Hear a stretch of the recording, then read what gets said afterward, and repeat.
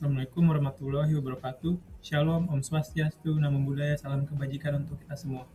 Perkenalkan, nama saya Muhammad Farhan Syauki, mahasiswa Magister Penotariatan Fakultas Hukum Universitas Indonesia, dengan nomor pokok mahasiswa 24063787732. Pada kesempatan kali ini, saya akan mempresentasikan secara singkat isi dari tesis saya yang berjudul Implikasi kontradiksi hukum waris adat Bali dengan hukum waris perdata terkait hak waris perempuan terhadap peran pejabat pembuat akta tanah. Studi putusan Mahkamah Agung nomor 551 PK/PDT/2025. Adapun yang melatar belakangi dibuatnya penelitian ini adalah karena adanya perbedaan ketentuan antara hukum waris adat Bali dengan hukum waris perdata.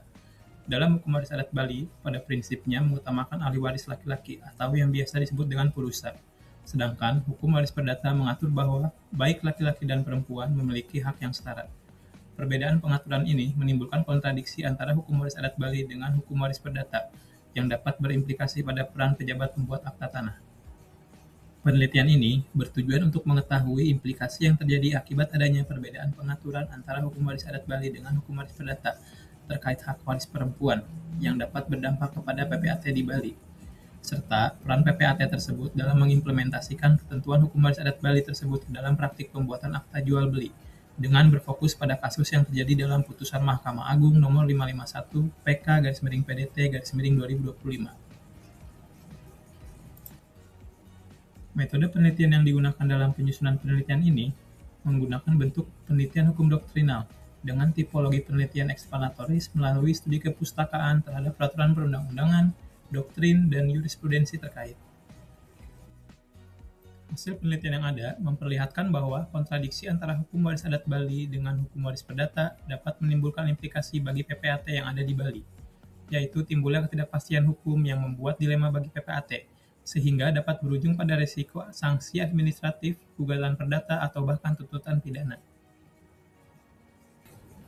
Adapun hasil pembahasan pada rumusan kedua, dapat diketahui bahwa dalam mengimplementasikan ketentuan hukum waris adat Bali, PPAT dapat terlebih dahulu memberikan penyuluhan hukum berdasarkan MUDP nomor 01/keputusan /PSM3/MDP Bali /10/2010 dan jurisprudensi Mahkamah Agung nomor 3/jurisprudensi/PDT/2018.